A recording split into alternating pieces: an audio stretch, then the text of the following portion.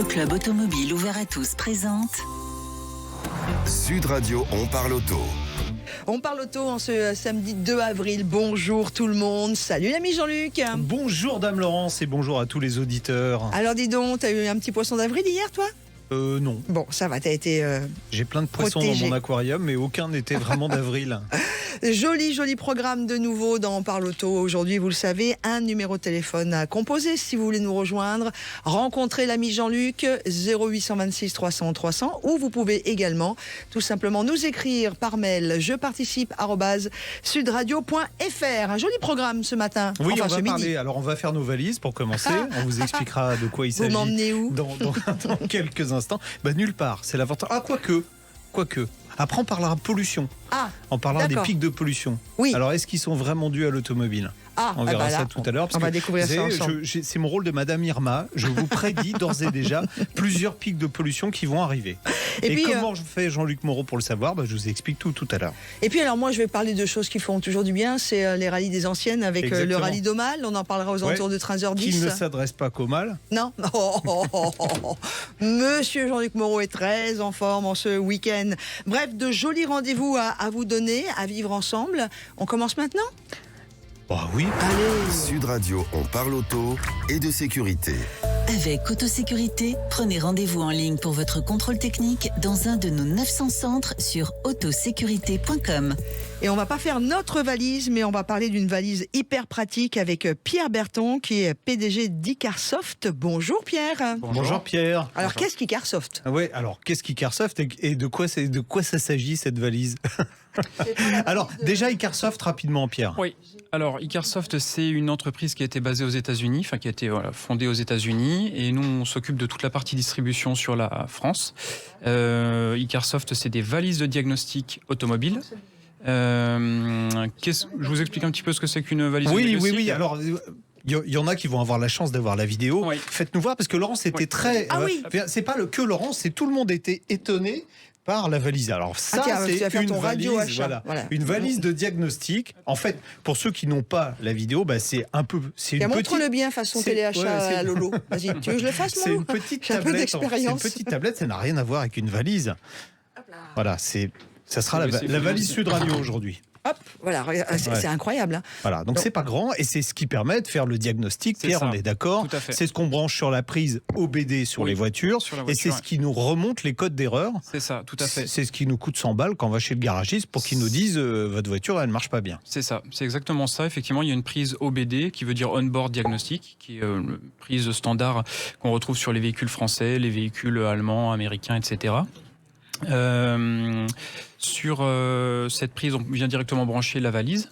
Et puis, on lit effectivement les codes défauts qui sont stockés dans le calculateur. Alors, on peut lire les codes défauts, mais si par exemple j'achète une voiture d'occasion, alors déjà, ces valises-là, est-ce que moi, en tant que particulier, je peux les acheter ? Oui, tout à fait, oui. Vous pouvez effectivement, si par exemple vous faites vous-même votre entretien, vous effectuez l'opération... Lolo, elle est dans son élément, là. Elle est en train de Non, c'est pas ça, c'est que notre ami Benji qui réalise l'émission, il a eu un problème, il y a une caméra qui est partie dans un sens.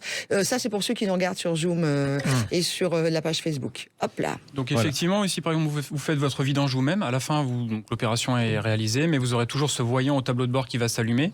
Et l'intérêt effectivement d'acheter une valise de diagnostic, ça peut être de supprimer ce voyant d'entretien à vidange. Si vous aviez à le faire chez un concessionnaire, effectivement, un diagnostic c'est entre 80 et 150 € en fonction du concessionnaire. Après, on peut aussi, sur les véhicules d'occasion, avoir un intérêt intéressant. Vérifier le kilométrage. De vérifier le kilométrage. Ah, déjà, oui, ça, c'est bien. Entre ce qui est affiché parfois sur le compteur et la réalité, il peut y avoir une Mais vraie ça marche différence. pour les vieilles voitures. On peut toujours régler le compteur, on peut toujours le changer sur les nouvelles voitures. C'est encore plus simple. C'est encore plus simple, effectivement. Oui, bien sûr. Encore plus simple. Globalement, on roule en marche arrière, c'est ça ? Non, vous branchez un outil qui n'est pas de diagnostic, mais avec un petit programme qui va vous permettre, vous pouvez afficher ce que vous voulez sur le compteur. Mais c'est pas vrai. Oui, alors il y a des pays dans lesquels c'est un sport national, l'Allemagne par exemple, donc si vous achetez une voiture d'occasion qui vient d'Allemagne, je vais dire, il y a une chance sur deux pour que le kilométrage soit faux. Donc la valise permet, grâce à tous les systèmes électroniques, de vérifier les kilométrages. D'aller vérifier au niveau de la fonction odomètre du véhicule, de savoir quel est le kilométrage du véhicule. Et puis aussi de faire un diagnostic complet. Si par exemple la personne, entre guillemets, vous présente un contrôle technique vierge, qui finalement ne fait pas apparaître énormément de choses, la valise de diagnostic va aller bien plus en profondeur, top, va interroger tous les calculateurs, l'ABS, le moteur, l'électronique, etc. et vous dire, voilà, dans cette partie-là du véhicule, il y a tel éventuel problème. Donc vous, si je vous achetez par exemple un véhicule d'occasion, ça peut être intéressant d'apporter ce type de matériel avec vous pour avoir un complément. Oui, d'autant que c'est pas gros, on peut le mettre dans sa poche. Mais c'est facile, excusez-moi, de l'utiliser, parce que moi qui n'ai jamais utilisé ce genre d'appareil, est-ce que je vais savoir, alors le brancher, oui, ça va, je pense que je vais m'en sortir. Mais des fois la prise de diagnostic est un petit peu difficile à trouver, mais bon, on finit toujours, c'est vers le pédalier ou au niveau de la console centrale en fonction des véhicules. Une fois que vous avez trouvé ça, là, si par exemple vous reprenez ce modèle-là, vous l'allumez avec le bouton supérieur rouge. Vous allez voir, il y a un... Push on the button. Voilà. Simplement une pression. Là, vous levez avec le doigt, comme sur votre téléphone, finalement l'écran. Voilà. Et là, vous avez directement diagnostic en haut à gauche avec une fonction auto-VIN. Le VIN, c'est le numéro de numéro de série. Oui, c'est spécial blonde, quoi, en fait. On clique sur diagnostic. Dis donc, Jean-Luc Moreau, spécial blonde, spéciale personne qui ne l'ont jamais fait. Ça, par rapport à une valise de diagnostic professionnel qui va donner des codes d'erreur, là, qu'est-ce qu'on a comme information qui remonte ? Alors, on sera vraiment sur quelque chose de professionnel aussi, c'est-à-dire qu'on aura le code défaut, mais on aura le libellé qui apparaît, qui indique par exemple... Ça va indiquer, attention, bougie numéro 3 défectueuse. C'est ça, l'injecteur. Si vous avez un défaut sur la rampe d'injection, il va vous indiquer avec donc, le code défaut qui correspond, et directement injecteur numéro 2 qui a un problème.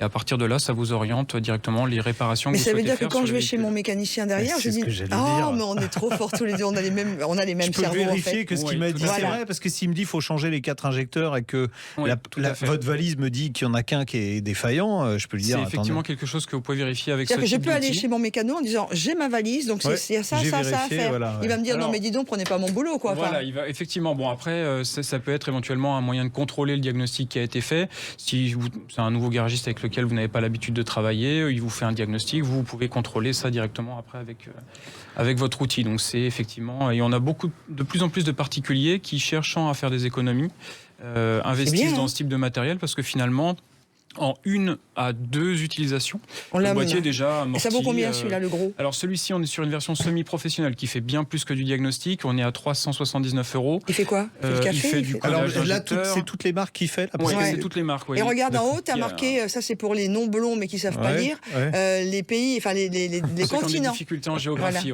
les continents. Vous avez Donc, combien de marques là, on est sur 60 marques de véhicules. Ah oui, quand même. Donc vraiment un outil qui est complet. On a même, si vous avez une Bugatti Chiron, vous pouvez faire le diagnostic de votre Bugatti avec ce justement, je cherchais. Voilà. Un appareil. Il manque juste la voiture, mais au moins j'aurais. Non, mais c'est vachement, c'est tellement bien. D'analyse. Donc 379, c'est ça ? C'est ça. Et là, on va bien plus loin que du diagnostic standard. On peut régénérer le filtre à particules si par exemple il s'est encrassé. On peut coder les injecteurs. En fait, alors on peut forcer la régénération. Oui, voilà. Tout à fait. Vous faites une régénération forcée dans le module. Si vous avez des remplacements, là on est comme sur un particulier bricoleur plus, on va dire, qui remplace par exemple ces injecteurs. Il peut ensuite les coder. Un Jean-Luc Moreau ? Oui, je pense que je pourrais arriver à me servir de ça. Après, c'est très intuitif le fonctionnement. Sur les véhicules aussi là qui ont les systèmes de pistons, vous savez, pour les plaquettes de frein, on est assez embêté pour remplacer les plaquettes, où le frein à main électrique vient serrer la plaquette. Et finalement, avec ce type d'outil, on peut déverrouiller le piston électroniquement, faire le remplacement de plaquettes de frein, et puis après... Et on trouve ça où ? Parce que c'est bien beau de nous proposer des produits qui sont juste sublimes, mais où est-ce que je les achète ? Les produits sont sur icarsoftfrance.fr. Icar, I-C-A-R-S-O-F-C, comme doux. C'est ça. Alors le vrai nom c'est iCarsoft, comme un iPhone, mais on va dire iCarsoft pour que ça soit plus simple à Super, parlez bien à côté du micro. Oui, le petit modèle, vous me disiez hors antenne que c'est uniquement pour les marques françaises. Alors effectivement, on a plusieurs gammes. Là, le modèle avec la tablette, on est sur un outil multimarque. Celui que vous tenez dans l'autre main, c'est un FRV2, FR pour véhicules français. Donc par exemple, un foyer qui va avoir des véhicules Renault, Citroën, Peugeot. Ça va être un outil moins élevé en termes de prix, parce qu'on va être à 169 €. Il s'allume comment celui-là? Il s'allume que quand je le branche. Il s'allume, il est alimenté avec la prise OBD. Donc voilà, c'est un modèle également pour le... Il y a des gens qui sont très attachés à une marque, donc on a le FRV2 pour les marques françaises, on va avoir le BMMV2 pour les gens qui ont majoritairement des BMW ou des Mini, et par groupe de marques, parce qu'il y a des gens qui sont très fidèles à une marque. Donc voilà, et là, du coup, c'est le B.A.B.A. en fait. Alors là, on fait aussi pas mal de choses. On va pas pouvoir aller aussi loin que sur cet outil-là, mais déjà du diagnostic de tous les calculateurs, remise à zéro des vidanges, des entretiens, enfin vraiment pas mal de choses. C'est top, hein? Pas mal de choses. Bon, Pierre, parce que ça nous a mis l'eau à la bouche, hein, oui. ça. Oui, on va en offrir. Est-ce qu'on pourrait pas faire gagner la semaine prochaine trois valises? Lesquelles? Alors, on peut faire gagner effectivement une CR Max, qui est l'outil qui est juste ici. La semaine prochaine, c'est-à-dire samedi prochain, nous allons mettre en jeu le temps de les recevoir, comme ça on sera sur celle-ci. Voilà. La CR Max. Qui vaut 379 €. Une CR Genius, qui est sa petite sœur, un petit peu moins grosse, qui est à 299 €. Ok. Et puis un autre modèle. Pour ceux qui ont des voitures françaises, non? Éventuellement. Après, c'est bien. On peut faire sinon une voiture française. C'est vous qui décidez. Je pense que en fait, on a l'équivalent qui s'appelle CR Pro, qui va accumuler tous les véhicules français, une multimarque. Donc d'accord. C'est multimarque. Bah voilà. Donc la semaine prochaine, nous mettons en jeu 3 super valises. Merci beaucoup. Oui, avec plaisir. Et je voulais juste faire partager un code promo également. Je sais pas si c'est pour on est au Radio Achat sur Sud Radio. Donc Radio 2022, tout attaché, qui donne droit à une personne qui serait intéressée pour acheter un module d'avoir 10% de remise immédiate directement sur sa commande. Voilà. icarsoftfrance.fr. Pardon, icarsoftfrance.fr. C'est ça, tout à fait. C'est top. Hein. Merci beaucoup. Ça. Voilà, avec plaisir. Merci à vous de m'avoir reçu. C'est très gentil. C'est génial. Beaucoup. Et donc rendez-vous la semaine prochaine pour gagner ces 3 valises, le temps de les recevoir, et on vous accueillera en direct. Merci beaucoup Pierre d'avoir été avec nous. Pour vous, Pierre Berton, PDG d'Icarsoft, qui était en studio dans On Parle Auto. Allez. Sud Radio, On Parle Auto et de sécurité. Avec Autosécurité, prenez rendez-vous en ligne pour votre contrôle technique dans un de nos 900 centres sur autosécurité.com. Roule, le club automobile ouvert à tous, présente Sud Radio, On Parle Auto. Et on parle auto évidemment avec vous au 0826 300 300. Cette émission est la vôtre. Vous n'hésitez pas, toutes vos questions à l'ami Jean-Luc. On vous accueille au standard. Salut Ludovic. Bonjour Ludovic. Merci d'être avec nous. Ça va? Très bien, et vous? Oui, merveilleusement bien. On vous écoute Ludovic. Alors voilà, je vous remercie déjà de prendre ma question à l'antenne. J'ai un souci parce que je voulais faire installer un boîtier pour l'éthanol. Vous n'êtes pas tout seul. Hein. En ce moment, tout le monde voudrait rouler à l'éthanol. Exactement. Et la chose, c'est que je suis un peu perdu. J'ai une Auris hybride de 2015. Et alors, il y a des garages qui m'ont dit qu'ils n'installaient pas les plus de 100 000 km. Oui. Il y a un autre garage qui m'a dit qu'il fallait, que c'était pas rentable parce que il fallait changer le bougie tous les ans. Oui. Donc je suis un peu perdu. Ah oui. Je comprends parce que en fait, on vous raconte un peu tout et n'importe quoi. Alors oui, la plupart du temps, les installateurs de boîtiers rechignent à équiper des véhicules qui ont plus de 100 000 km. Pourquoi? Parce que vous allez rouler avec un carburant qui va décaper tout le circuit d'alimentation. Et ce qui risque de se passer, c'est que toutes les petites saloperies qui vont être mises en suspension par l'éthanol vont, dans un premier temps, boucher le filtre à essence, et puis risque après de causer des problèmes sur l'injection. Alors ce que je vous conseille de faire, mais les Toyota sont moins sujettes à ça que les autres véhicules. Alors les installateurs auraient dû vous dire oui, mais sur les Toyota ça pose pas trop de problèmes. Pourquoi ça pose moins de problèmes? Parce que votre voiture elle fonctionne 50% du temps en électrique. Donc elle a 100 000 km, mais en fait vous divisez par 2 pour le fonctionnement du moteur thermique pratiquement. Donc ça veut dire qu'elle a moitié moins de kilomètres. Donc, en gros, ça peut passer sans problème. D'autant qu'il y a des gens... Alors, moi, je me souviens d'une société qui est à côté de Montpellier, qui utilise des taxis et des ambulances qui sont toutes des Toyota et qui roulent à l'éthanol depuis des années et des années. Ils ont quelques millions de kilomètres, ils n'ont jamais eu de problème. Donc, sur le côté, votre voiture est trop kilométrée, la première précaution à prendre, ça serait de changer le filtre à essence avant de mettre un boîtier. Et basta. Ensuite, Ensuite, sur les Toyota, parce que l'éthanol peut poser un problème, parce que c'est plus difficile à enflammer que de l'essence. Donc si vous n'avez pas un bon système d'allumage avec des bonnes bougies, vous allez avoir des problèmes, il y aura des ratés, il y aura des à-coups. Et les Toyota ont des bougies de très bonne qualité, ça vaut 50 balles pièce pratiquement, donc quand vous en avez 4, c'est vrai que ça fait mal au porte-monnaie. la douloureuse, difficile à passer. C'est vrai que le fonctionnement à l'éthanol risque de diminuer la durée de vie des bougies, mais il n'y a pas besoin de les changer tous les ans. Alors moi, je les ai changées une fois sur la Yaris qui fonctionne à l'éthanol. En combien de temps ? En 4 ans de fonctionnement. D'accord. Donc c'est une usure prématurée entre guillemets, mais il n'y a pas besoin de les changer tous les ans. D'accord. Et puis si vous avez une bougie qui claque, c'est pas forcément les 4 qui vont claquer en même temps. Et du coup, le garagiste de de notre ami Ludovic, il a plus, peut-être de façon un peu maladroite, mais annoncé des vrais... Oui, en fait, j'ai surtout le sentiment qu'il ne veut pas le faire. Comme ça, il vous dit, ouais, mais attendez, ça ne va pas être rentable. C'est vrai que si vous changez 4 bougies tous les ans, des bougies qui valent... bon, ça vaut 45 € exactement. Des bougies qui valent 45 €, ça met un coup dans le budget quand même. Et c'est vrai que ça équivaut à des... C'est pas compliqué à changer. 2 pleins d'essence en ce moment, un peu c'est plus. pas compliqué à changer, mais il n'y a pas besoin de les changer tous les ans, je vous rassure. Bon. D'accord. Donc du coup, il faudrait peut-être remplacer le filtre à essence. Il faut remplacer le filtre à essence. L'idéal, c'est de faire un petit nettoyage. Vous savez, il y a des produits qui permettent de nettoyer les injecteurs, nettoyer le circuit d'alimentation avant d'installer un boîtier. Toujours pareil, je vais vous répéter ce que je dis tout le temps. Les produits les plus chers sont les plus efficaces. Pourquoi ? Parce que les principes actifs sont très chers. Donc un produit à 25 €, ça ne peut pas fonctionner quand on sait que la matière première, pour que ce soit efficace, coûte déjà 60 €. C'est pas possible. Voyez. Après, il faut peut-être aller, du coup, Ludovic, aller autre part que là où on vous a déconseillé de le faire. Enfin, disons que j'ai fait plusieurs garages, et le garage qui m'a dit oui, c'était un partenaire Biomotors. Alors les autres étaient des partenaires FlexFuel, parce que j'ai essayé les deux côtés, parce que c'était les plus proches de chez moi. Et Biomotors, lui, il acceptait tout à fait de le faire, sachant que lui, il disait après, peut-être, sachant que les bougies avaient été changées il y a 2 ans, qu'on n'a pas beaucoup roulé dans ces 2 dernières années, il m'avait dit, bon, peut-être attendre un peu avant de les changer.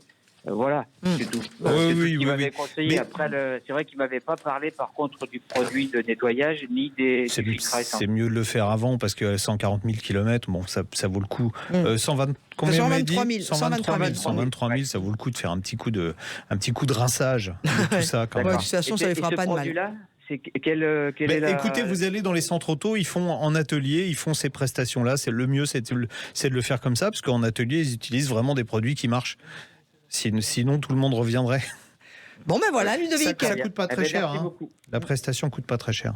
Très bien. Encore des bons conseils de l'ami Jean-Luc. Ça vous permettra aussi de diminuer votre consommation de carburant, donc vous serez gagnant sur tous les tableaux, en fait. Et on vous souhaite un bon week-end.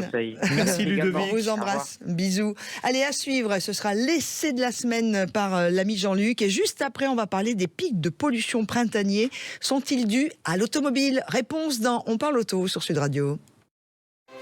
Roule, le club automobile ouvert à tous, présente Sud Radio, on parle auto. Et on parle surtout de l'essai de la semaine avec Jean-Luc Moreau, bien sûr, des images et un essai que vous allez retrouver en intégralité sur la page YouTube de Sud Radio et en partie d'ailleurs sur la page Facebook où vous nous retrouvez en ce moment. On essaie quoi aujourd'hui ? On essaie le Volkswagen T-Roc. Vous allez me dire, il a pris la foudre parce que c'est quand même pas une nouvelle voiture. Ouais. Si, le T-Roc 2022, on peut le considérer comme une nouvelle voiture, même si ce n'est qu'un restylage. Il a quand même déjà été vendu à 1 million d'exemplaires, le T-Roc, dans le monde depuis sa présentation en 2017. C'est pas rien. Mal, hein. C'est la meilleure vente en France derrière la Polo et devant la Golf, s'il vous plaît. Et pourtant, cette voiture, quand elle est sortie, elle n'était pas exempte de défauts. La presse, je me souviens, à l'époque, est tombée un peu à bras raccourcis. C'était la première Volkswagen qui, à l'intérieur, présentait une qualité, ce qu'on appelle une qualité perçue qui était inférieure à celle des équivalents français. Donc c'était pas possible. Alors ils ont redressé la barre. Alors extérieurement, je vous ai dit, c'est un léger restylage. Ça reste un SUV, toujours la même longueur, 4,24 m de long. C'est plus court, tiens d'ailleurs, qu'une Volkswagen Golf qui mesure 4,28 m. Le style a un peu plus de caractère qu'il n'avait auparavant. Par exemple, à l'avant, quand vous avez les feux matriciels, qu'est-ce que c'est les feux matriciels ? C'est des feux à LED qui ont plusieurs sources d'émissions de lumière qui peuvent être occultées pour éviter d'éblouir les gens qui viennent en face. D'accord. C'est vraiment la meilleure technologie qui se gère tout seul. Ouais. C'est vraiment la meilleure technologie. Donc quand vous avez cette option-là sur la voiture, vous avez un petit bandeau lumineux qui traverse la calandre. C'est très joli. Vous avez un bouclier arrière qui s'inspire du modèle T-Roc Air. Donc la version très sportive. À noter que c'est des fausses sorties d'échappement. Oh. L'échappement, il est en dessous. On l'a vu. Vous irez le voir sur la vidéo. Bon, l'habitacle évolue plus significativement. Hein. La qualité des matériaux est surtout en vrai progrès. C'était le gros défaut de l'ancien, avec des plastiques. Le dessus de la planche de bord était en plastique dur. Franchement, aujourd'hui, il n'y a plus que les Dacia et encore même pas toutes qui ont de la qualité comme ça. Donc là, maintenant, on a des plastiques moussés, on a des panneaux de porte qui sont habillés d'un matériau souple. Et puis l'écran central, qui était un peu petit, remonte un peu. Alors on a l'impression qu'il dépasse un peu de la planche de bord, mais il est plus visible. Il fait 8 pouces. Il est aussi plus réactif qu'il ne l'était avant. Défaut de Volkswagen, il y a toujours beaucoup de touches tactiles. Ouais. Un peu moins quand même que sur la Golf. La Golf est allée trop loin, comme Peugeot l'avait fait avec la 308. Ils sont allés trop loin, puis après ils reviennent en arrière. Et puis la qualité de la voiture avant, c'était un habitacle généreux qui reste généreux, puisque je vous ai dit qu'il n'y a pas grand-chose qui changeait, avec un coffre qui fait quand même 445 litres. Ce modèle est toujours proposé avec des motorisations diesel. Très bien. Voilà, il y a 2 diesels qui sont disponibles, mais toujours pas d'hybridation. Bon. Voilà. Pourquoi ? On a une idée ? Pour le moment, Volkswagen estime que c'est pas nécessaire. Alors, pour une fois, j'ai essayé le diesel. J'ai pris le 2 litres TDI 150 chevaux, accouplé à la boîte automatique des G7. Alors, on s'était, à force, il y a très peu dans les présentations presse. Aujourd'hui, il n'y a pratiquement plus de diesel à essayer. Et on s'était un peu déshabitué de la sonorité des diesels. Alors, quand il est froid, il claque encore un petit peu. Mais après, il est très discret quand on est en conduite coulée, mais il grogne quand on le sollicite. Et là, j'ai été obligé de le solliciter puisque l'essai c'était dans les Pyrénées. Donc, pour monter l'école, il faut, voilà. Bon, cela dit, il a quand même du peps parce que, outre les 150 chevaux, il y a 360 Nm de couple dès 1600 tours. Donc, dès qu'on appuie sur la pédale d'accélérateur, ça dépote. La voiture, elle est dynamique. D'abord parce que la boîte des G7, elle est assez réactive. En plus, vous avez des palettes au volant si vous voulez que ça aille encore plus vite. Et puis, il y a un très bon équilibre au niveau du châssis entre la tenue de route et le confort, et ça malgré des roues optionnelles que j'avais en 19 pouces. Il y a bien quelques trépidations à basse vitesse qui disparaissent avec les roues de 17 pouces, qui est la monte normale, mais il n'y a rien de rédhibitoire. Bon, le gros intérêt évidemment du diesel, c'est que j'ai fait de l'autoroute, j'ai roulé un peu vite en montagne et j'ai consommé 6,4 litres au 100. J'aurais consommé au moins 2 litres de plus avec un moteur TSI 150 chevaux. Donc c'est vraiment une motorisation qui s'adresse aux gros rouleurs. Les tarifs restent à peu près ce qu'ils étaient malgré les progrès de la voiture.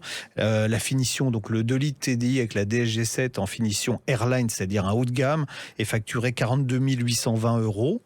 Ah oui, mais attention, on est sur le haut de gamme avec un moteur haut de gamme aussi. Oui. On est à peu près à équivalence des tarifs de la concurrence.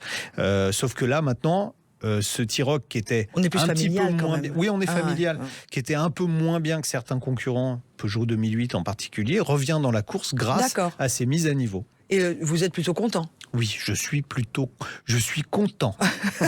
Ça fait longtemps que je n'avais pas utilisé cette expression. Vous êtes plutôt content ? Je suis plutôt content. Du T-Roc 2.0 TDI. Je suis contente que vous ayez aimé un diesel. Non, mais j'aime bien les diesels.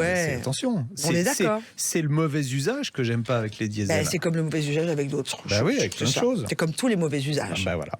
C'était l'essai de la semaine que vous retrouvez bien sûr sur la page YouTube de Sud Radio. Vous êtes de plus en plus nombreux à nous retrouver. Plus de 500 000 abonnés. On vous remercie. Ça fait plaisir. Pas loin de 520 maintenant. Nous sommes contents. Peut-être même 530 000. Nous sommes contents. Allez, à suivre. On va parler de pollution. Les pics de pollution printaniers sont-ils dus à l'automobile? Et j'ouvre de nouveau le standard 0826 300 300. On va parler du diesel, tiens, justement. Pour la question auditeur qui va suivre, vous n'hésitez pas à nous rejoindre dès maintenant. Back to Car, première marque de pièces issues de l'économie circulaire, présente Sud Radio, on parle auto et d'environnement. Et on accueille tout de suite Pierre Pernaut, qui est directeur de la communication d'Airparif. Bonjour Monsieur Pernaut. Bonjour. Bonjour Pierre, c'est la journée des pierres. Notre premier invité, c'était Pierre. Maintenant, c'est Pierre. On va pas rouler. Voilà, on va pas leur jeter la pierre. Non, rouler. Une pierre. Mais on va parler pollution parce que là, je fais Madame Irma, comme je l'ai dit tout à l'heure. On a vu la semaine passée dans la région de Lille, on a eu quand même une alerte pollution. On va en avoir quelques-unes qui vont arriver bientôt. C'est traditionnel, Pierre Pernaut. Chaque printemps, à peu près à cette saison, on a toujours des pics de pollution.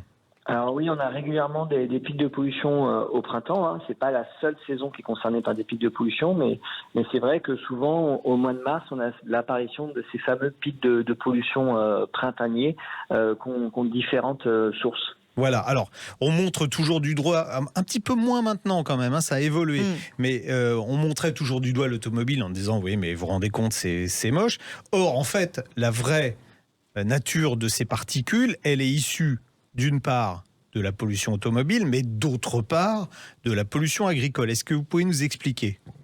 Alors en fait, déjà les épisodes de pollution au printemps, c'est des épisodes de pollution aux particules, ce qui n'est pas forcément la même chose particules fines, en été. On est d'accord. Particules PM10 et aux particules fines PM2,5. Et donc ces particules, elles ont différentes sources. Elles ont le trafic routier, vous l'avez mentionné. Elles ont aussi le chauffage au bois. Et elles ont une autre source qui est plus complexe, qui est des gaz qui vont être présents dans l'air et qui vont se transformer in fine en particules. Et c'est ces gaz-là qui sont issus du trafic routier et de l'agriculture. Et c'est cette combinaison-là, des sources-là, qui va nous faire les fameuses particules de nitrate d'ammonium qui sont les gros traceurs des pics de pollution aux particules au printemps. Oui, c'est ce qu'on appelle de la pollution secondaire, c'est des particules secondaires, c'est ça. Alors en ce moment, comme il fait beau, il y a un anticyclone, il n'y a pas de vent, il y a de l'épandage d'engrais dans les champs. Il y a des inversions de température qui sont importantes entre la nuit et le jour. Et d'ailleurs, au petit matin, c'est très joli. Ça fait des nuages bleutés au-dessus des champs. Et ces nuages bleutés, leur composition chimique fait qu'avec les oxydes d'azote qui sont émis par les diesels, on va le dire, c'est principalement les diesels qui les émettent, ça se recombine en nitrate d'ammonium et c'est ces fameuses particules qui créent les pics de pollution. Donc l'automobile n'est pas que la seule responsable. Non, l'automobile n'est pas la seule responsable, la seule source de pollution aux particules. Et c'est exactement ce que vous avez dit, c'est-à-dire qu'on est à cette période de l'année dans des conditions assez particulières en termes de météo et aussi en termes d'activité, avec ces épandages, qui font qu'on va pouvoir avoir la présence de ces gaz qui vont se transformer dans l'air dans des conditions météorologiques bien précises pour devenir des particules et devenir ces fameuses particules de nitrate d'ammonium. Mais alors Pierre Pernaut, vous qui êtes directeur de la communication d'Air Paris, quid de toutes les usines, si on parle des grandes métropoles, ou ne serait-ce qu'à Paris ou d'autres, où il y a quand même beaucoup ou même le métro, dans certaines... Comment on calcule ça ? On a eu, il y a 3 semaines de ça, on a eu un pic de pollution dont personne n'a parlé, qui était dû au charbon allemand. Par exemple. Donc en fait, vous voyez ce que je veux dire ? Comment on peut savoir Alors on peut savoir parce que justement, on étudie la composition chimique des particules. Et quand vous avez des centrales thermiques au charbon, elles vont émettre du dioxyde de soufre qui va devenir du sulfate. Et ce sulfate, il va aussi se combiner avec l'ammoniac de l'agriculture pour devenir des particules de sulfate d'ammonium. Et là où les choses sont bien faites, c'est que c'est l'espèce de sulfate d'ammonium qui va être prioritaire, donc qui va se former en premier par rapport au nitrate d'ammonium. Ce qui veut dire que quand nous, on observe la composition chimique des particules, si on voit qu'il y a très peu de sulfate d'ammonium, c'est qu'il n'y a pas pu y avoir de SO2 dans l'air et donc il n'y a pas d'impact des centrales thermiques ou d'une manière très faible, notamment des centrales thermiques d'Allemagne. Et que donc ce sulfate d'ammonium n'a pas pu être présent, n'a pas pu réagir et a laissé la place aux oxydes d'azote du trafic routier qui a réagi avec l'ammoniac de l'agriculture pour faire un nitrate d'ammonium. Il y a quand même beaucoup moins de diesel, excuse-moi l'ami Jean-Luc, mais il y a quand même beaucoup moins de motorisation diesel sur des grands secteurs comme Paris ou non, malheureusement, Bordeaux, c'est l'essentiel du parc, c'est encore 60% du parc. C'est encore la majorité du parc. Par contre, il y a une vraie dédiélisation du parc dans les dernières années, mais il y a encore beaucoup de véhicules diesel qui roulent. Alors, Pierre, quand on va avoir ces pics de pollution, on va fatalement avoir des restrictions de circulation. Est-ce que c'est réellement efficace de restreindre la circulation alors qu'on sait qu'une partie de la pollution elle est générée par l'agriculture ?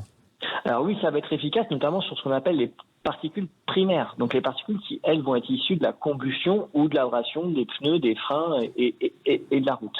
Et c'est d'autant plus efficace que on sait que les particules, c'est un polluant qu'on appelle sans seuil. C'est-à-dire qu'il n'y a pas de seuil réellement au-dessus duquel il y a un danger et en dessous duquel il n'y a plus de danger. Oui, c'est dangereux tout le temps, quoi, même à petite dose. Tout le temps. Donc tout gain en termes d'exposition, toute diminution de la concentration dans l'air est une bonne chose pour la santé des personnes. Bon, parfait. J'espère qu'on ne va pas avoir trop de pollution. On n'en a pas eu beaucoup l'année dernière parce que forcément, il y avait le confinement. Et l'ami Jean-Luc, les ZFE alors ? Alors les ZFE, on pourrait y revenir. Je pense qu'on y reviendra. On invitera Pierre en studio un jour. On parlera des ZFE parce que moi, ce que j'ai eu de la part des scientifiques qui me disaient, finalement, si je prends l'exemple de la région parisienne, là, ce qui va nous concerner avec Pierre, c'est 40 jours par an qui posent problème avec le trafic automobile. Or, on va mettre des ZFE qui vont être présentes toute l'année. 365 jours pour 40 jours qui posent problème. Ouais. Donc, il y a peut-être une autre solution un petit peu plus sociale à trouver que l'interdiction pure l'interdiction pure et simple de circuler. Mais on en reparlera. On en reparlera. Pierre Pernaut, vous êtes donc invité prochainement. Voilà. Avec plaisir, vous avez... Ça sera avec plaisir qu'on vous recevra. Merci Pierre Pernaut, directeur de la communication d'Airparif, qui était avec nous dans On parle auto. Tout de suite, dans quelques secondes d'ailleurs, quelques minutes, on va retrouver la question auditeur 0826 300 300. Vous avez une question à poser à l'ami Jean-Luc, vous n'hésitez pas à composer dès maintenant le numéro de téléphone, ou si vous n'avez pas le temps, vous nous envoyez un mail à jeparticipe@sudradio.fr en mettant bien sûr votre nom, votre numéro de téléphone, et dans l'objet de votre mail, on parle auto. On vous prendra la semaine prochaine, par exemple. À tout de suite. Sud Radio, on parle auto et d'environnement. Vous a été présenté par Back2Car. Commandez vos pièces auto recyclées sur back2car.fr. BACK, le chiffre 2, CAR.fr. Roule, le club automobile ouvert à tous, présente Sud Radio, on parle auto. Dans quelques instants, nous allons parlons pneus, évidemment, et bien en parler sur On parle auto. Mais tout de suite, c'est la question auditeur au 0826 300 300. On accueille Bruno, l'ami Jean-Luc. Bonjour Jean-Luc, bonjour Laurence. Bonjour Bruno. Vous êtes où ? Je suis dans mon jardin et je regarde les montagnes. Vous habitez pas à Agen ? Quelle montagne ? Non, j'habite pas à Agen, Jean-Luc. Bruno d'Agen. Chambéry. Je regarde les belles donnes. Chambéry. Juste une particularité, Bruno nous a envoyé un mail, jeparticipe@sudradio.fr, donc vous n'hésitez pas, on fait passer tout le monde. Votre question, Bruno. Alors voilà, j'ai une belle Fiat 500 décapotable. Et je voudrais entretenir et nettoyer sa capote. J'ai cherché sur Internet des conseils, j'en ai pas trouvé. Mais si, on en trouve plein, mais on trouve tout et son contraire. Voilà. Le mieux, c'est de mettre de l'essence et vous mettez une allumette. Ça nettoie super bien les capotes. Ça va pas bien. Attendez, je le fais tout de suite. Non, je veux pas. Mais vous savez quoi ? Bruno, on va vous aider. On a avec nous Raphaël Saillant, c'est le gérant de Maniac Auto. J'adore ce mot. Maniac Auto, c'est quoi ? Maniac. Non, c'est pas un dangereux psychopathe. C'est quelqu'un qui fait du detailing. Donc, il est spécial. Le detailing. En 2 mots, Raphaël, pour Laurence, c'est quoi le detailing ? C'est un produit, ça ? Non. Le detailing, c'est l'art de sublimer sa voiture, son véhicule. Donc c'est de la faire briller, de la nettoyer, voilà. Exactement, la nettoyer, corriger les défauts et ensuite la protéger. Voilà. Donc alors. Mais on fait Radio Achat ce matin, nous. C'est exactement ça. Et Bruno, donc veut nettoyer sa capote. Qu'est-ce que vous lui conseilleriez ? De voiture. De voiture, oui. Bien, c'est noté. Alors Bruno, le plus simple, c'est de prendre un nettoyant textile, idéalement à diluer. Comme ça, on peut doser sa force en fonction de l'encrassement de la capote. Et donc, on a juste à pulvériser ce nettoyant textile et à frotter avec une brosse à poil souple, typiquement une brosse à chaussures, une brosse pour cuir. Et comment on enlève après la crasse ? Parce qu'une fois qu'on a frotté, elle est toujours là, la crasse. Alors, une fois qu'on a frotté, on va pouvoir essuyer ça avec une microfibre, voire rincer ensuite à l'eau claire, et on va pouvoir nettoyer sa capote comme ça. Super. Ça coûte cher, ces produits-là ? Alors non, vraiment pas. Un nettoyant textile, on peut trouver ça à partir de une dizaine d'euros à diluer, ce qui va faire. Oh, ça va. Mais il y a quoi dedans exactement ? ce sont des détergents classiques pour nettoyer des fils textiles. D'accord, ok. Et ça marche sur même une capote. Elle est noire, la capote de votre voiture, Oui, Bruno? Elle est noire. Ouais. Ouais. Il ne faut pas prendre des précautions particulières sur les capotes qui sont noires? Non, aucun problème. D'accord. Et ça marche pour tous les types de capotes, parce que vous avez différents types de capotes. Vous avez des capotes vinyle, et puis vous avez des capotes qui sont jusqu'en alpaga, donc en textile. Oui, bien sûr. Alors ça, c'est idéal pour les capotes en textile. Voilà, tout à fait. On va avoir des produits très légèrement différents pour des capotes en vinyle, mais c'est exactement le même principe. D'accord. Bon, et Raphaël, pendant que je vous tiens, j'avais une question de Stéphane qui m'avait envoyé la question par mail en me disant, voilà, vous avez parlé du graphène dans les batteries des voitures électriques. Or, j'ai vu sur Internet qu'aujourd'hui, on faisait des produits pour faire briller les carrosseries avec du graphène dedans, c'est vrai? Oui, tout à fait. Il y a des produits qui vont être à base de graphène, bien sûr, pour venir protéger et faire briller un véhicule.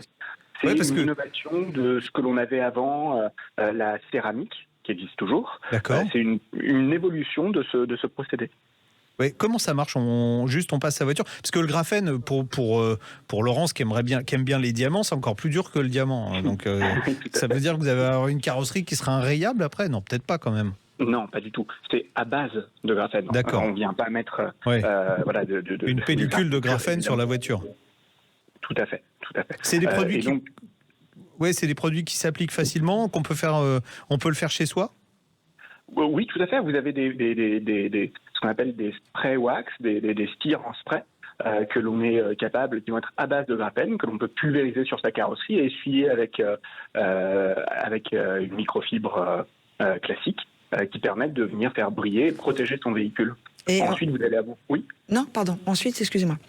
Oui, bien sûr. Ensuite, vous allez avoir des protections un peu plus concentrées, où il faut un vrai procédé d'application, procédé panneau par panneau, éventuellement avoir des lampes pour venir faire sécher la protection que l'on vient d'appliquer. Voilà. Donc, en fait, vous allez avoir, c'est une molécule, si vous voulez, le graphène, qui va pouvoir être utilisée plus ou moins concentrée dans différentes gammes de produits. J'ai une question pour les gens qui ont... Ça brille combien de temps? T'as raison. Ça brille combien de temps? Puis après, ma question. Oui, bien sûr. Ça va commencer à 3, 4, 6 semaines pour les produits les plus dilués, on va dire, et les produits les plus concentrés. Vous allez avoir jusqu'à 2, 3, 4 ans de tenue, toujours en fonction de l'usage de votre véhicule. C'est-à-dire que si c'est un véhicule qui fait 100 km par jour, ce ne sera pas la même chose qu'un véhicule qui sort une fois par mois. Ouais. Est-ce qu'il y a toujours autant de gens, parce que moi je me souviens de l'époque quand j'étais ado où mes cousins, mon oncle, ils faisaient hyper attention à leur voiture, ils étaient toujours briqués. J'ai la sensation que c'est moins le cas aujourd'hui. Alors, pourquoi je vous pose la question? Pourquoi je vous pose la question, c'est que vous savez qu'on a eu il y a quelques semaines un épisode de sable du Sahara. Ouais, et en fait, je vois encore plein de voitures 15 jours après qui n'ont pas été lavées, qui sont dans un état pas possible.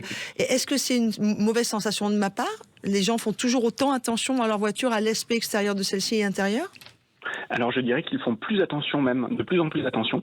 Ensuite, c'est pas 100% des automobilistes, mais une part de ces automobilistes s'intéressent énormément aux différents produits qu'on peut retrouver, par exemple, sur Maniac Auto, pour venir entretenir son véhicule. Et oui, le detailing, c'est un domaine qui est en croissance forte. Alors moi j'ai une super question, parce que là où je gare ma voiture des fois, parce que vous savez on change de côté de rue, j'ai mes voisins d'en face qui ont des espèces d'arbustes et tout, et j'ai une espèce de poudre verte qui vient se mettre sur les joints au niveau de ma glace. Et qui, tu vois ce que je veux dire ou pas, Jean-Luc? T'as déjà vu ça? Et alors ça, enlever, bon le Karcher ça va, mais c'est galère. Il y a plein de trucs en ce moment, c'est dégueulasse. Comment on enlève ça? Alors, ça va être le même produit qu'on utilisera par exemple pour des capotes en vinyle, un nettoyant multi-usage qu'on va venir diluer et pulvériser pour bien pouvoir frotter avec une microfibre sur les joints. Et la résine dont tu as parlé, Jean-Luc? La résine, il y a des... alors, faut j'en ai une. Utiliser de l'acétone surtout. Non, sur j'ai une goutte de carrosserie, résine sur ma carrosserie. Vous avez des anti-résines, des produits anti-résine qui fonctionnent très bien. Alors, la résine, plus elle a séché, plus ce sera compliqué de la faire partir. Il y a un mois et demi la mienne, ouais. J'ai essayé au Karcher chaud, mais c'est pas parti en fait. Non, c'est sûr que ça partira pas comme ça. Et puis la peinture risque de partir avant la résine d'ailleurs. Oui. Tout à fait. Non, on utilise un anti-résine, on va essayer de laisser le produit agir sur la résine qui a durci, frotter ensuite avec une microfibre, reproduire l'opération, et on en vient à bout. D'accord. Bon, génial. Super. On et va vous avoir avez des voitures produits brillent, pour petites rayures? Parce que tu sais, je pense à tous ceux qui ont des LOA. Ouais. Quand on rend la voiture, si on a une rayure, mais ils nous font payer cher, quoi. Non, mais Oui, il y a même plus que ça, Raphaël. Moi, j'ai acheté chez lui la polisseuse avec les différents tampons et les différents produits pour vous transformer votre voiture avec une peinture terne en voiture neuve, en fait. Je vous ramène ma voiture, alors. Ouais, ça prend un peu de temps. C'est une demi-journée. Enfin, pour faire toute la voiture, J'ai juste une petite demi-journée. rayure. Mais 3 fois rien. Bon. Alors, ensuite, une rayure, c'est avec une polisseuse. Voilà, c'est avec ce alors voilà. Donc j'invite officiellement Laurence à venir faire un barbecue à la maison. Et puis comme ça, en plus, je lui enlèverai sa rayure. Et moi, je viens avec les flacons. Elle est pas belle, la vie. Ouais, on adore. Merci. Merci Raphaël. Et puis Bruno, merci aussi alors, pour je crois votre que question. Bruno avait une deuxième question. Ah ouais, oui, Bruno. On vous écoute. Une deuxième question. Voilà. Pneus, parlons bien. J'ai une question par rapport aux pneus hiver. Bon, comme je vous l'ai dit, j'habite en Savoie. En hiver, on doit avoir des pneus hiver pour bien être en sécurité. Et si on les a pas, on peut être verbalisé. Oui. Mais que se passe-t-il si on a les pneus hiver en été? Est-ce qu'on peut être verbalisé? Alors, ça tombe bien. Vous savez quoi? Ça va être un suspense. Mais c'est terrible. génial. Le temps d'un jingle. Restez avec nous, Bruno. Raphaël Saillant, gérant de Maniac Auto, merci beaucoup. Merci à vous. Merci d'avoir été avec nous. On a toutes les informations. À bientôt, on parlera, on fera un sujet complet sur le detailing automobile. Maniac, MANIAC-auto.com. Sud Radio, on parle auto. Parlons pneus, parlons bien. Avec le syndicat des professionnels du pneu, les spécialistes du pneu au service de votre sécurité sur la route. Et on accueille Dominique Stemfel, président du syndicat des professionnels du pneu. Salut Dominique.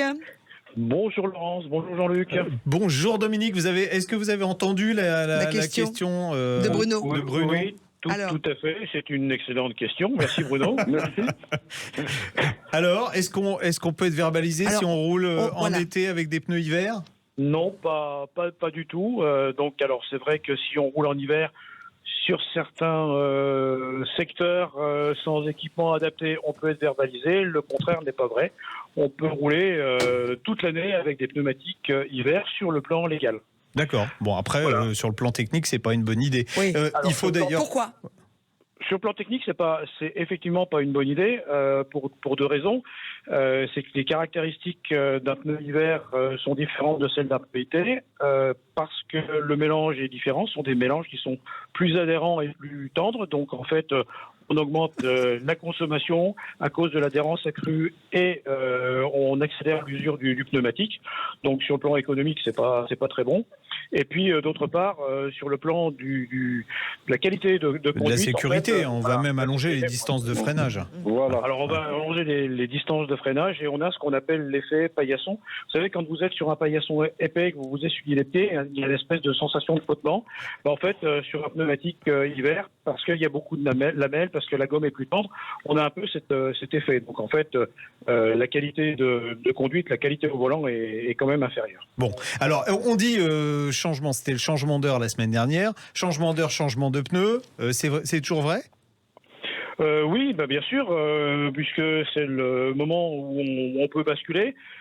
D'autant plus, effectivement, que la loi montagne oblige des équipements hiver, je disais, sur certains secteurs, du 1er novembre au 31 mars. Donc, en fait, il y a une concomitance assez proche entre l'heure d'été et puis le 31 mars. D'accord. Donc, si on a les pneus hiver, on a compris, on les change pour remettre des pneus été ou des pneus 4 saisons. 4 saisons, ouais. Alors, si on a des pneus, si on a équipé sa voiture avec des pneus 4 saisons, comme son nom l'indique, un pneu 4 saisons, il peut être utilisé toute l'année. Donc c'est sa polyvalence en fait qui est intéressante. Maintenant, on l'a déjà dit et je le rappelle, un pneu 4 saisons, c'est un compromis, c'est un bon compromis, mais ça n'est qu'un compromis. Il est moins bon en été qu'un pneumatique été, en tout cas si on a un véhicule un peu puissant ou si on a un conducteur exigeant. Et puis, il est moins bon en conditions hivernales qu'un pneu hiver, ça c'est clair. Dominique, une question de fille. Parce que normalement, on passe aux pneus hiver, on nous a toujours appris, en tout cas moi, à partir de 7 degrés. C'est-à-dire qu'en dessous de 7 degrés, il faut avoir des pneus hiver. Le seul truc, c'est que là, on est encore en mi-saison. C'est-à-dire qu'il y a du froid qui est encore là le matin. Le matin, il gèle encore dans certaines régions. Et puis puis jusqu'au Sunglass. Faut changer les pneus le midi. SAINTS, on n'est pas sûr. T'imagines, toi, s'il faut changer les pneus le midi? Alors, c'est quoi le conseil, là? Alors, c'est une très bonne question de fille. Ouais. C'est effectivement, on est bien obligé pour communiquer au plan national d'avoir des références qui fonctionnent à peu près partout. Et effectivement, il faut adapter son changement d'équipement en fonction de la région où on habite et des circonstances de roulage qu'on pratique de manière régulière. Donc, effectivement, si vous êtes dans des régions où il fait encore froid, il faut retarder le passage au pneumatique été. Et qu'est-ce qu'on fait des pneumatiques à part ceux qu'on se met autour de la taille pour aller à la plage? Oui, enfin là, je suis en train de les perdre. Moi, je fais un régime. Alors, qu'est-ce qu'on en fait? Pour les stocker, oui. Alors, on peut les stocker chez soi si on a la place pour les stocker. Donc, bien faire attention de les stocker dans un endroit sec et correctement aéré, si possible à l'abri de la lumière, et absolument à l'écart de tout matériel électrique qui produit de l'ozone. Il faut éviter la présence d'hydrocarbures. Pourquoi l'ozone? Excusez-moi, Dominique, ça attaque la gomme? Alors, l'ozone fait craquer la gomme plus rapidement, oui. Ah ouais. Voilà, donc le matériel électrique produit de l'ozone et donc il faut éviter la proximité de matériel électrique.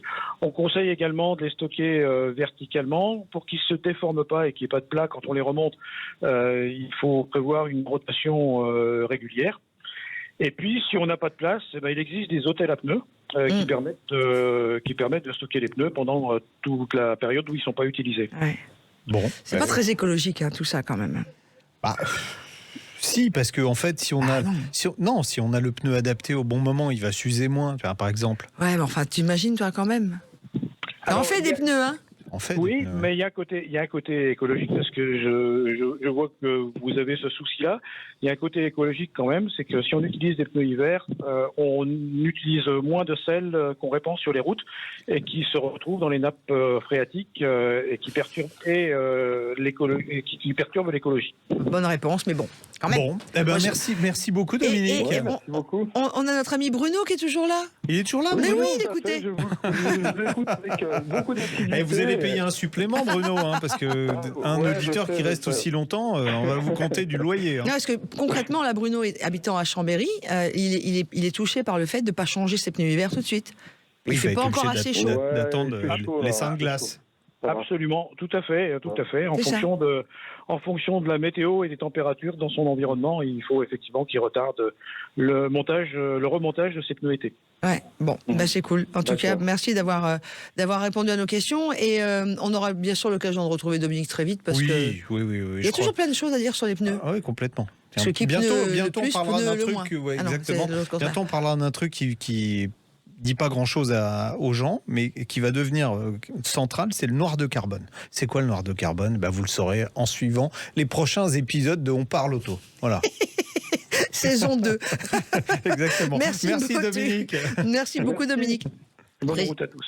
Président du syndicat des professionnels du pneu qui était avec nous ce matin. Dans quelques instants, ça va être le retour de l'info sur Sud Radio.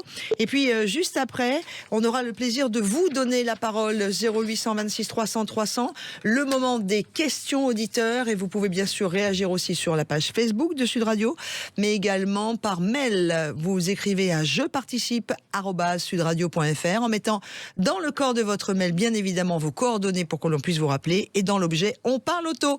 À tout de suite sur Sud Radio. Sud Radio, on parle auto. Parlons pneus, parlons bien.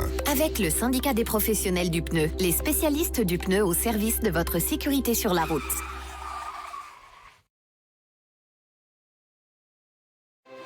Roule, le club automobile ouvert à tous présente Sud Radio, on parle auto. Et vous le savez que cette émission est la vôtre. Un seul numéro de téléphone à composer lorsque vous voulez rentrer en contact avec l'ami Jean-Luc, lui poser toutes vos questions, avoir ses conseils, échanger avec lui. 0826 300 300. Dans quelques instants, on va parler quand même du rallye d'Aumale avec son organisateur. On ne vous en dit pas plus pour l'instant, mais tout de suite, place à vos questions.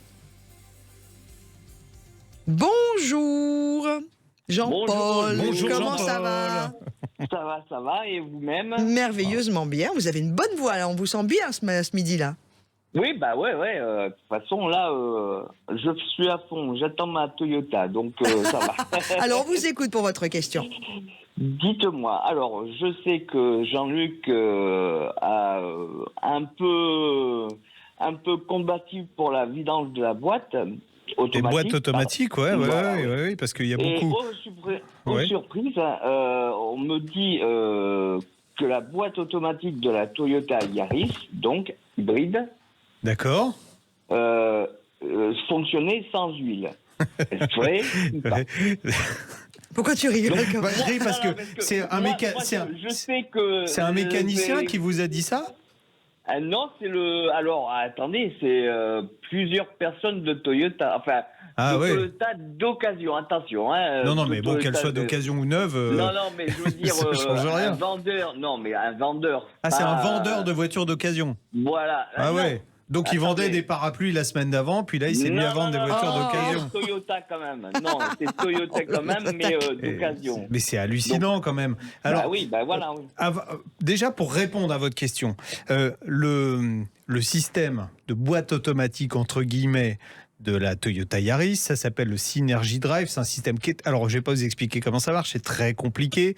Mais au sein de ce système, il y a ce qu'on appelle un train... Toutes les boîtes, en fait. Non, mais alors, c'est pas une boîte classique, c'est pas une boîte automatique classique, ça n'a rien à voir.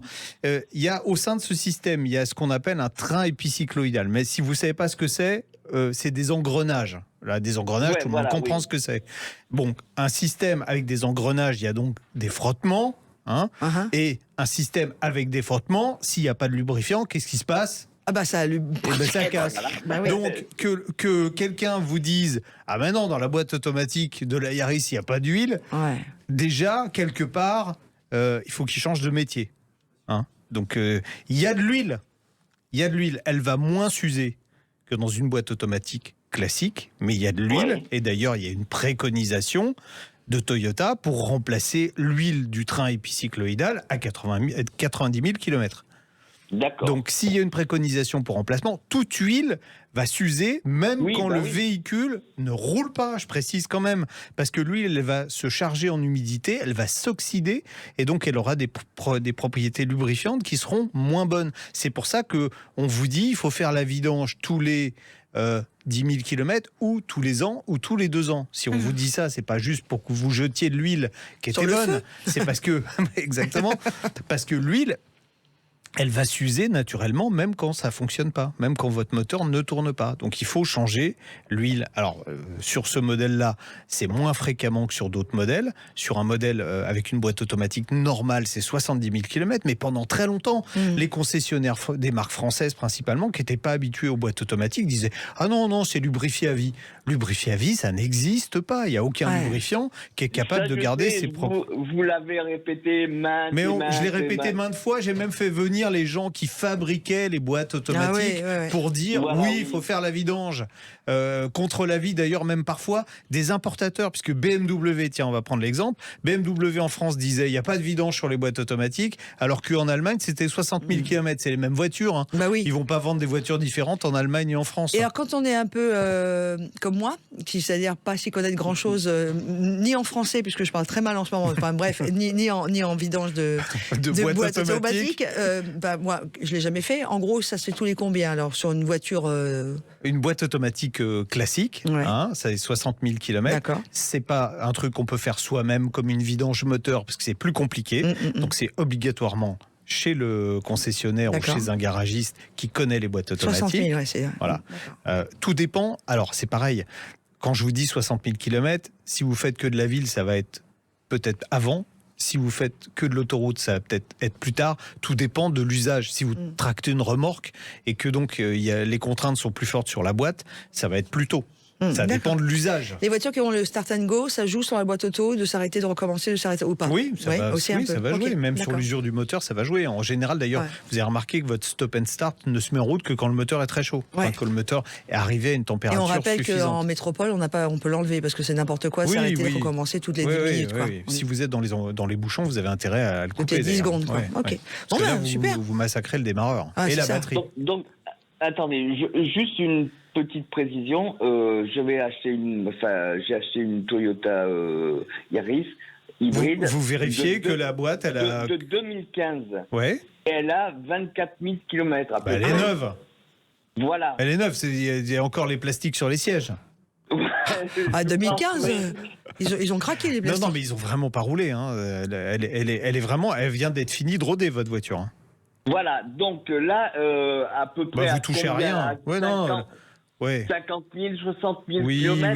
Oui, je vous l'ai dit, elle est moins sollicitée, l'huile, dans cette boîte-là. Vous vous contentez de ce que préconise Toyota, 90 000 km, et puis voilà. Bon, ben voilà, Jean-Paul, on a répondu à votre question ce matin. Je pourrais ajouter une petite chose. Alors, vite, mais très vite, parce que... Alors, au sujet de le boîtier, est-ce que je pourrais en ajouter un sur ce modèle-là, donc un boîtier éthanol, c'est ça que vous voulez mettre? Comme tout le monde, oui, vous pouvez. Ça marche très bien. Moi, j'en ai un, ça marche super bien. Bon, ben voilà, Jean-Paul. Super, vous avez tout gagné. Une voiture qui n'a pas beaucoup de kilomètres et qui peut avoir un boîtier. Voilà. On vous souhaite un bon week-end, Jean-Paul. Ah, il est parti. Il est parti. Allez, en tout cas, je pense que Jean-Paul a eu toutes ses réponses. Et dans quelques instants, on va partir sur le rallye d'Aumale. Je ne vous en dis pas plus, seulement que c'est à côté d'un très joli château. CETEC, leader mondial de la charge batterie, présente Sud Radio, on parle auto, Classic Cars. Quelques secondes, on aura 4-5 quelques secondes. Salut Charles Leroy. Bonjour Charles. Oui, bonjour. Vous êtes l'organisateur de ce fameux rallye d'Aumale. Alors qu'est-ce que aura donc lieu demain dans la région de Chantilly. C'est trop beau Chantilly, voilà. Écoutez, ravi d'être à l'antenne avec vous. Alors expliquez-nous, c'est quoi le rallye d'Aumale? Ça existe depuis combien de temps déjà? Alors écoutez, ça existe depuis 2015, donc nous allons fêter notre 8e édition cette année qui fêtera le centenaire de la marque Jaguar, donc 1922-2022, avec un dispositif exceptionnel. Et pour résumer un peu les choses, c'est un rallye qui associe deux mondes, le monde des voitures anciennes et également le polo, qui est un sport, peu pratiqué en France et qui fait quand même un peu rêver. Oui, c'est vrai. Donc, rendez-vous sur le terrain de polo, enfin au club de polo de Chantilly, c'est ça ? Tout à fait, les équipages, donc on a 300 équipages au départ de cette édition, donc c'est limité, on a à peu près 600 demandes pour 300 places pour des raisons, techniques, puisqu'on est sur route ouverte, ça reste un rallye de navigation, donc le matin ils arrivent très tôt, ils se lèvent très tôt, les équipages, je l'avoue, et ils partent pour un rallye de navigation de 100 km, donc c'est une boucle, avec une halte de mi-parcours. On privatise un château et on a l'habitude au rallye d'Aumale de jamais faire deux fois la même chose. Donc c'est à chaque fois un château différent. Et cette année, nous allons au château de Latry, c'est une ancienne abbaye, l'abbaye de Froidemont. Donc c'est un très très beau château qui nous accueillera durant ce rallye. Bon, super, c'est chouette. Alors, voilà. et si moi, alors bon, c'est trop tard pour s'inscrire, hein, ça on a bien compris. D'ailleurs, il faut s'inscrire presque d'une année sur l'autre. Moi, j'ai des amis qui le font, ils s'inscrivent tout de suite parce que sinon, il n'y a plus de place. On peut quand même aller voir, si on n'est pas inscrit et qu'on ne participe pas au rallye, on peut quand même aller voir les voitures. C'est gratuit et c'est où ? Alors, c'est le charme du rallye d'Aumale, c'est vraiment une fête automobile. Le site du Polo Club, donc c'est un village situé au Polo Club d'Apremont, juste derrière le château de Chantilly. Tout le monde connaît le château de Chantilly, mais derrière vous avez le plus grand centre en Europe dédié au sport, le polo, donc dans le petit village qui s'appelle Apremont, 60-300 le code postal. Et de toutes les manières, j'ai envie de vous dire que le village, il y a 90%, c'est le Polo Club d'Apremont, donc vous pouvez pas le louper. C'est accessible gratuitement, le parking est gratuit et vous pouvez assister finalement à l'arrivée des voitures en retour de rallye, donc à partir de midi jusqu'à 17h. Vous avez beaucoup d'animations prévues sur le village départ. Ah super. Wow, Qu'est-ce qu'on pourra avoir comme voiture ? Qu'est-ce que vous avez d'inscrit qui pourrait nous faire saliver ?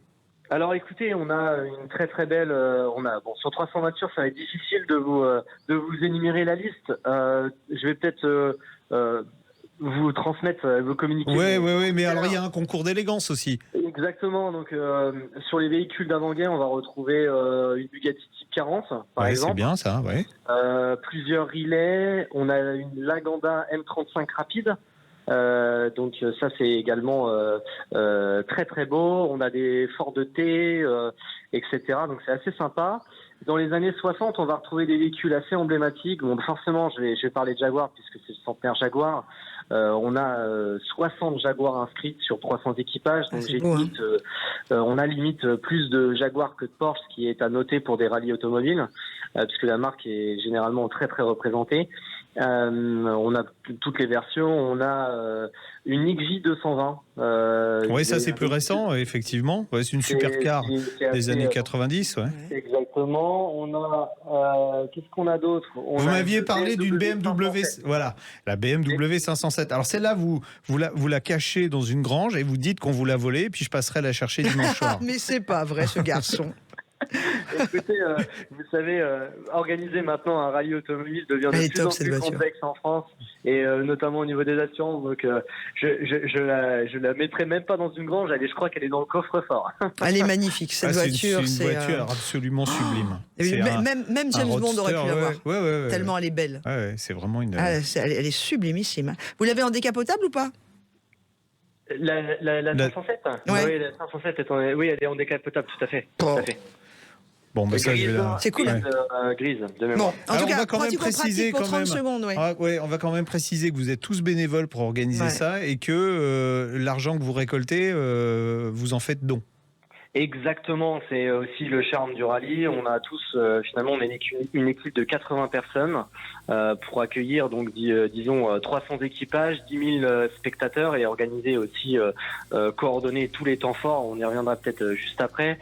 Mais oui, il est vrai, il faut préciser que nous sommes à dimension bénévole, que nous sommes une association non lucrative, et même si on fait, comme je dis à mon équipe, les choses sérieusement, nous ne sommes pas des professionnels. On ne prend pas au sérieux, on garde cet aspect convivial. Charles, qui profite justement des fonds que vous récoltez? En 2 mots. L'Institut Curie, on est très attaché à financer la recherche contre le cancer. Exactement. Très bien, très bien. C'est entre 10 et 15 000 euros qui sont reversés à l'Institut Curie, et on a après... Charles, il faut vraiment qu'on accélère rapidement. Rendez-vous demain matin, donc c'est à partir de 9h. Le public peut assister donc gratuitement au départ des 250 équipages qui va se passer au Polo Club. Au Polo Club d'Apremont, tout à fait. Super. Voilà. Belle journée demain. Merci Charles, j'espère pouvoir aller vous voir demain matin. Ah ouais, ce serait cool. Avec plaisir aussi. Je viendrai en Jaguar, tiens. Ah, très bien. Allez, bisous Charles, très bon rallye d'Aumale. On en parlait ce matin dans On parle auto. Dans quelques instants, juste après la pause, quelle auto choisir? 0826 300 300, venez nous rejoindre. Sud Radio, On parle auto, Classic Cars. Avec CETEC, leader mondial de la charge batterie. Roule, le club automobile ouvert à tous, présente Sud Radio, On parle auto. Quelle auto choisir? Et juste avant de vous quitter, il y aura bien évidemment les brèves de l'actualité de la semaine concernant l'automobile. Mais tout de suite, on accueille Sandra qui nous rejoint au 0826 300 300 pour notre rubrique Quelle auto choisir? Salut Sandra. Bonjour Sandra. Bonjour Laurent, bonjour Jean-Luc. Sandra, vous n'avez pas froid la nuit, Sandra? Mais il est pire que moi. Je l'avais jamais entendu. Non, mais cet homme est pire que moi. Moi, je suis un peu la reine des blagues à 2 balles, mais alors lui, c'est 1 balle. On vous écoute, Sandra. Donc moi, je vous appelle parce qu'on a actuellement une 208 électrique qu'on utilise pour les petits trajets de tous les jours, et on a un Qashqai diesel qu'on voudrait changer. Et du coup, ce serait donc notre deuxième voiture qui ferait essentiellement de l'autoroute avec des trajets entre 400 500 km maxi. D'accord. Et on se dirigeait plutôt, donc d'abord la première question, c'est est-ce que le choix de l'électrique serait un choix judicieux pour ce genre d'utilisation? Alors déjà, vous roulez en 208 électrique, donc j'imagine que quand vous montez dans le Qashqai, vous trouvez que ça sent mauvais et que ça fait du bruit, hein? C'est sûr que c'est pas pareil, c'est pas le même confort. Oui. Parce que quand on s'habitue, non mais c'est vrai, hein, sur l'odeur, on n'en parle jamais. Non mais on n'en parle jamais, mais c'est vrai que on s'habitue aux odeurs assez facilement, et quand il y a longtemps qu'on n'a pas roulé dans un diesel, du coup on est beaucoup plus sensible à l'odeur. Okay. Comme je roule encore un peu avec un diesel. La vraie question, ça va être quel budget vous avez, c'est surtout ça. Alors on voudrait la prendre en location, mais du coup on était plutôt sur 50 000, 60 000 quoi. Bon, ça va. Alors si j'ai bien compris, ça sera pour faire des grands trajets, donc il y a deux choses qui vont être, il y a 2 choses qui vont être essentielles. L'autonomie du véhicule, en sachant que si vous faites de l'autoroute, une voiture électrique qui fait 500 km, ça n'existe pas pour le moment, capable de faire 500 km sur autoroute. Donc la batterie la plus grosse possible, et surtout une vitesse de charge la plus élevée possible, parce que c'est ça qui va être la clé pour vous, c'est de faire de la charge rapide sur l'autoroute, sur des bornes Ionity ou sur des bornes Tesla. Donc déjà là, je vous donne quand même un élément, c'est une grande familiale qu'il vous faut. Oui, alors voilà, c'est vrai qu'il nous faut quand même la taille du Qashqai nous va bien parce qu'il nous faut un grand coffre. Donc là, en fait, la taille du Qashqai nous va bien, quoi. D'accord, parce que dans le coffre, vous transportez quoi ? Alors on a un gros chien et puis on va avoir un bébé, donc du coup. Non mais le bébé, vous le mettez pas dans le coffre quand même. Non, non, ça c'est le chien dans le coffre. C'est quoi comme chien ? C'est un bouvier bernois. Ah oui, c'est une belle bête. C'est un vrai chien alors. C'est un vrai chien. Tous ceux qui ont un petit chien, n'écoutez pas ce que vient de dire Jean-Luc Moreau, parce que je pense que vous allez faire réagir tout le monde. Alors, pour le moment, il y a 2 modèles qui correspondent à ce que vous cherchez. Chez Tesla, il y a le modèle Y, qui a juste un coffre gigantesque. Il fait 851 litres, vous avez même un autre coffre à l'avant et de la place à l'intérieur et qui fait de la charge rapide jusqu'à 250 kW et qui a une batterie suffisamment grosse pour vous permettre, et une consommation suffisamment basse, parce qu'il y a ça aussi, pour vous permettre de faire ce kilométrage-là. Bon, après, en termes de budget, on est un peu limite. On est un peu limite dans la fourchette haute. Ouais. Il y a un autre modèle qui est moins cher que ça, et surtout qui est disponible avec juste une propulsion, parce que le problème, c'est pas un problème. Le Tesla Y, pour l'instant, il est disponible en bimoteur, donc c'est une voiture qui est très puissante. Mais est-ce qu'on a besoin de tout ça ? Pas forcément. L'autre que j'ai à vous proposer, c'est la Kia EV6, qui fait de la charge rapide. On a dit, c'était vraiment la clé, c'est de pouvoir faire de la charge rapide. Moi, je l'ai testé vraiment. Dans des conditions qui étaient assez optimales, c'est-à-dire avec une température extérieure de 20 degrés, en préchauffant la batterie avant d'arriver pour faire de la charge rapide. Moi, j'ai rechargé de 10 à 80%, c'est-à-dire en gros 350 km d'autonomie en 16 minutes exactement. Donc, c'est tout à fait praticable avec cette voiture-là de faire du grand trajet entre guillemets. Si vous faites 500 km, c'est bon. Vous auriez fait plus, j'aurais dit c'est pas la peine de chercher de l'électrique, puisque là vous allez faire une recharge pour faire 500 km. Il faut faire plusieurs recharges, ça devient très compliqué à gérer. Ouais, tout à fait. Donc là, c'était l'idée, c'est plutôt ça. On est sur un tarif aux alentours de un peu moins de 50 000 euros avec les options sur la version 2 roues motrices. Et pour moi, l'EV6, c'est bien parce qu'en plus, c'est très confortable. Et c'est une grande auto. Bon, Sandra, voilà. Allez la voir, il faut qu'elle vous plaise. Oui, il faut qu'elle vous plaise, Et puis n'hésitez pas à revenir vers nous. En plus, le chien sera à l'aise dans le coffre. Ok, bon, super Sandra, bon choix. Merci beaucoup. Merci à vous. Merci Sandra, au revoir. Merci beaucoup. Faites comme Sandra, 0826 300 300 ou par mail, jeparticipe@sudradio.fr en mettant bien On parle auto dans le corps du message. Sud Radio, On parle auto. Non, pas dans le corps, dans l'objet. On passe aux news de la semaine. En 2021, les maisons d'enchères ont battu des records. Oui, selon les chiffres communiqués par le Conseil des ventes, rien que pour les enchères de véhicules d'occasion et de matériel industriel, le total des adjudications pour l'année passée s'est élevé à 1,963 milliards d'euros, un record. Wow. Il semble que la pandémie a donné envie aux acheteurs d'investir. Pour preuve, l'an passé, une McLaren F1 supercar des années 90 s'est vendue 18,1 millions d'euros, enchère la plus élevée de l'année passée en matière d'automobile. Côté français, une Matra MS 670 qui avait gagné les 24 heures du Mans en 1972 avec Henri Pescarolo a été adjugée 6 907 200 euros.